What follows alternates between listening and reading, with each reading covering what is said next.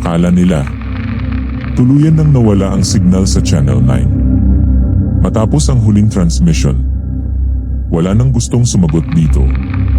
Pero eksaktong 2:17 ng umaga, biglang naging active ulit ang frequency. Walang static, walang interference, tahimik lang, hanggang sa may narinig silang isang mahinang paghinga.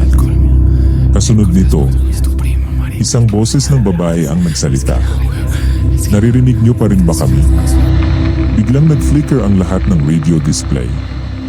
At may lumabas na parehong mensahe. Sa bawat screen, nakikinig kami. Sinubukan nilang patayin ang repeater.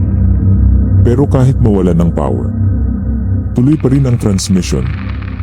At bago tuluyang mawala ng signal, may huling narinig sa Channel 9. Papunta na kami.